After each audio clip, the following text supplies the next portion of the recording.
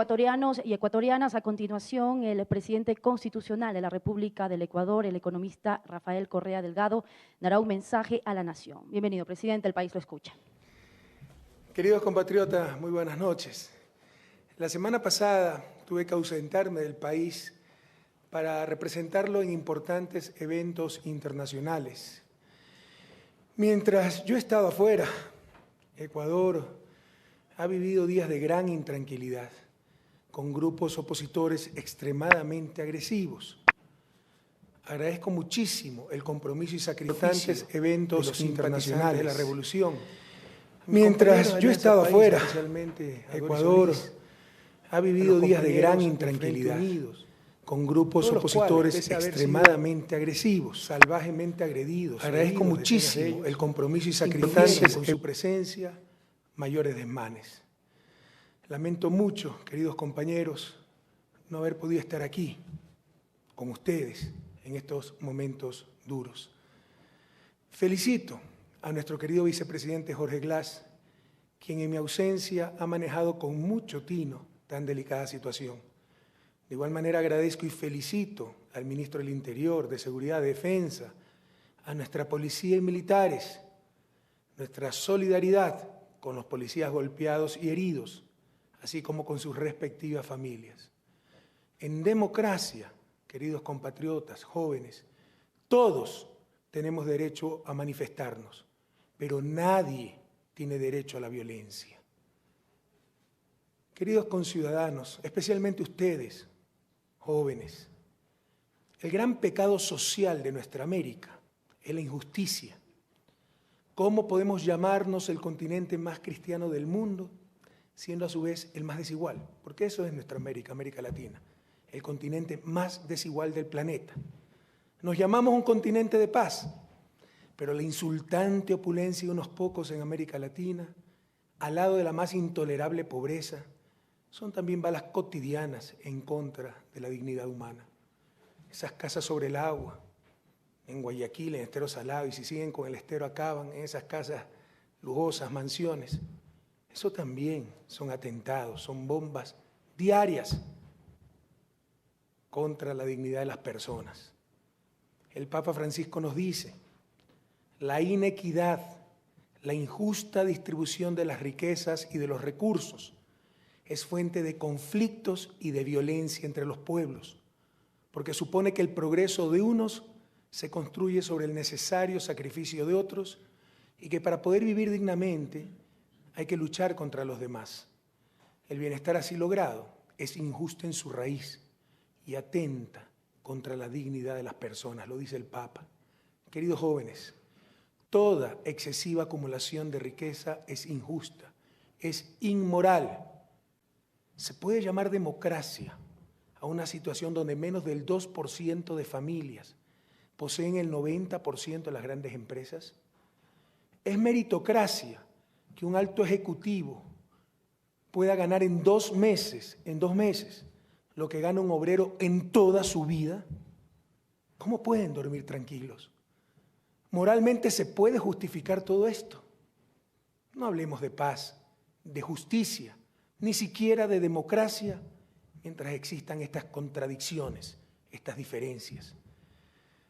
Qué tristeza me ha dado leer en redes sociales mensajes de jóvenes de nuestra burguesía defendiendo sus potenciales herencias, insultando a los que no pudieron acumular, a los que no pudieron dejarles nada material a sus hijos. Los pobres no son pobres por tontos o por vagos, como se ha dicho en estos días. Los pobres son pobres por una sociedad tremendamente injusta que produce y reproduce profundas desigualdades de oportunidades desde el inicio de la vida. Cuánta prepotencia también hay en ciertos empresarios que se consideran los redentores del país, pese a que siempre lucraron con aquello. Jamás olvidar, queridos jóvenes, después de la tragedia económica de 1999, al país no lo salvaron los ricos, sino los pobres, nuestros migrantes, que con su sudor y sacrificio mandaron las tan necesarias divisas para sacar adelante al país. Por esas injusticias que claman al cielo enviamos a la Asamblea Nacional 2 proyectos de leyes. El primero, la Ley Orgánica para la Redistribución de la Riqueza, gravando de forma progresiva el patrimonio heredado y evitando las formas de evasión que actualmente existen, ya que los contribuyentes que amasan grandes fortunas no tributan, gracias a la elaboración de complejos escudos fiscales para eludir o evadir el pago del impuesto. Este proyecto es tan importante que lo considero equivalente a la reforma agraria de los 60. Va a cambiar la estructura de la propiedad, sobre todo los medios de producción en nuestro país.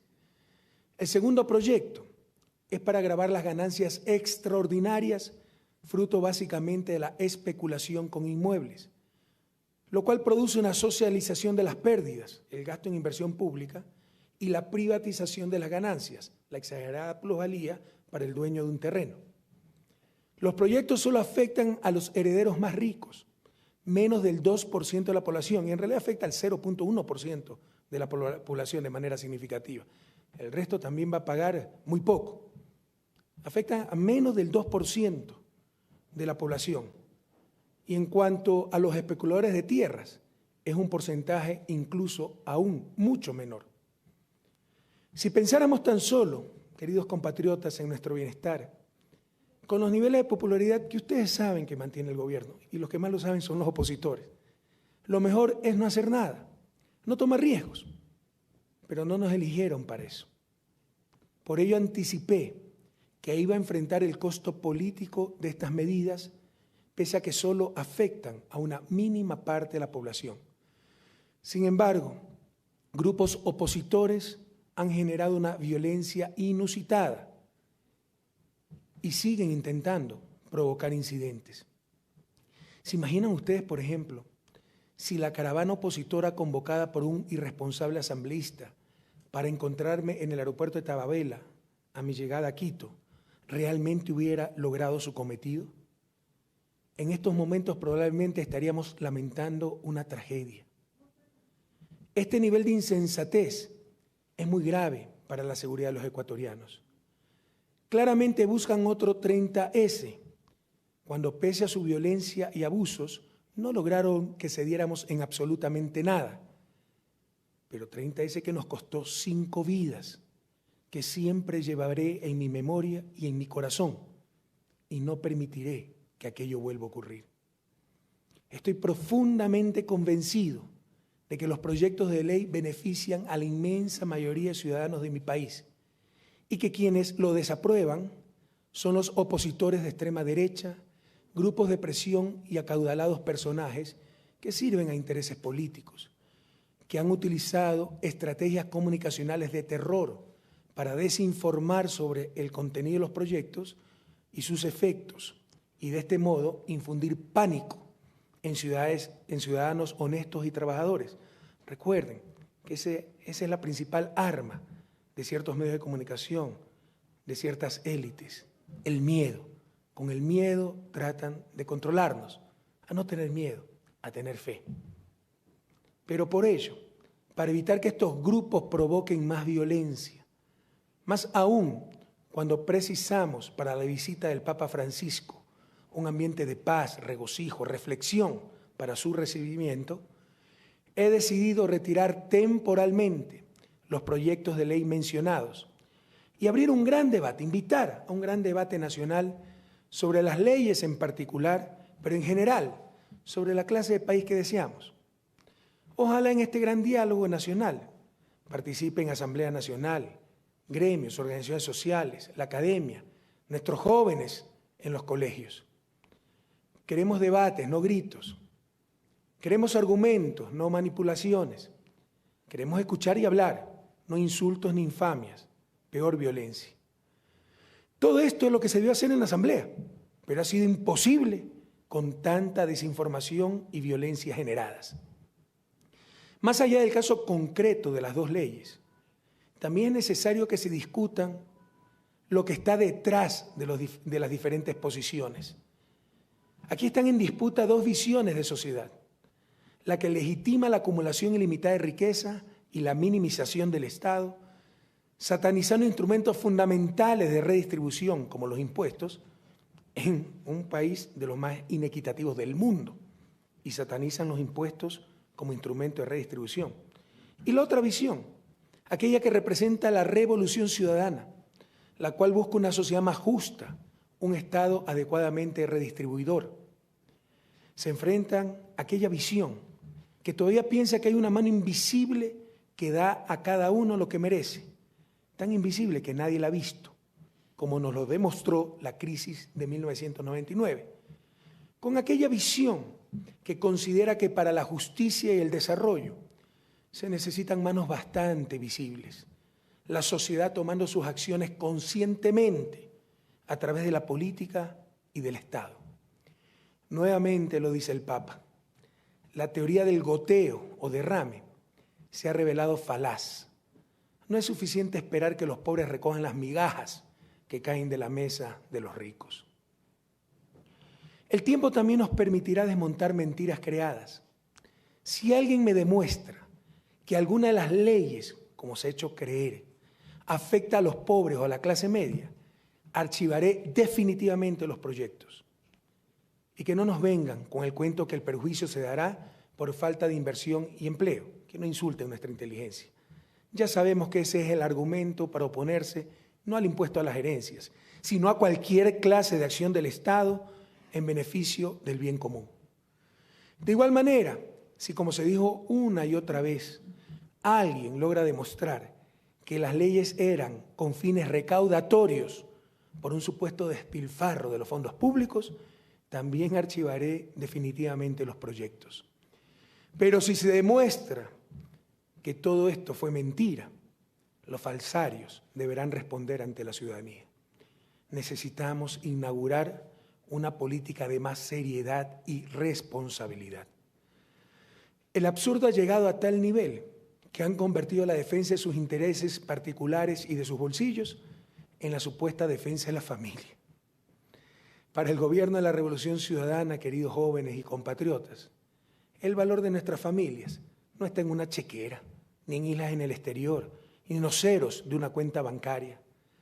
Para nosotros la familia ecuatoriana está en un legado de educación, de superación, de trabajo honesto, de solidaridad. Prohibido olvidar a las familias ecuatorianas destrozadas con la migración, esa migración que produjeron las nefastas políticas y gobiernos de los que hoy pretenden representar a las familias. Lo principal que debe preocuparnos para dejar como herencia a nuestros hijos es un país más justo, más equitativo, más decente para todas y todos. Compatriotas, conciudadanas, conciudadanos, no tenemos nada que ocultar, nada de qué arrepentirnos. Hacemos cosas buenas para nuestra gente, para todas y todos, especialmente para los más pobres, por el bien de todos, primero los pobres. La revolución no llegó para administrar un sistema, sino para cambiarlo.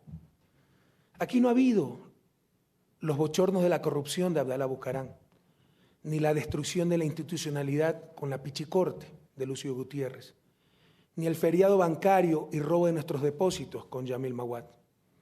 La convulsión social sufrida es por dos proyectos de ley absolutamente legales y legítimos, necesarios y urgentes, pero que afectan grandes intereses creados, que se han encargado de desinformar y manipular a la ciudadanía. Se retirarán las leyes hasta que se agote el debate. No se sentará el nefasto precedente de la violencia imponiendo la agenda. Será tan solo una espera.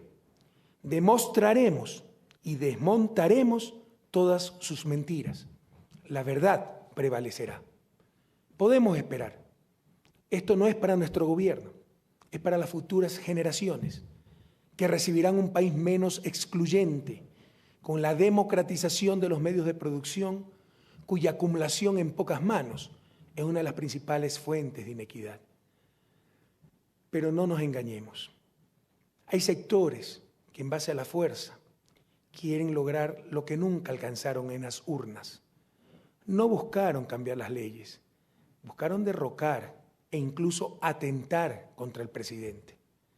Lo dicen sus gritos, sus redes sociales, sus proclamas, sus insensatas acciones. Alertamos sobre esto hace más de un año. La estrategia de la derecha y de ciertos grupos de poder fáctico es desgastarnos, cansarnos, que digamos basta, ya no más. Pero en esta revolución nadie se me cansa. A estar más alertas que nunca contra el golpismo, contra la desestabilización, contra los mismos de siempre que quieren regresar al poder por vías ilegítimas. ¿Quieren sacar al presidente? Háganlo democráticamente, constitucionalmente. Pidan el referéndum revocatorio, de acuerdo al artículo 105 de la Constitución, y nos veremos en las urnas para derrotarlos nuevamente. No es soberbia, es absoluta confianza en mi pueblo y en nuestra revolución. Queridos compatriotas, unos ondean la bandera negra de luto, igual que los crespones negros con los que defendieron a los causantes del feriado bancario. Yo voy a ondear la bandera de Ecuador, la tricolor, con todos los que deseen trabajar por un país mejor. Hasta la victoria siempre, compatriotas.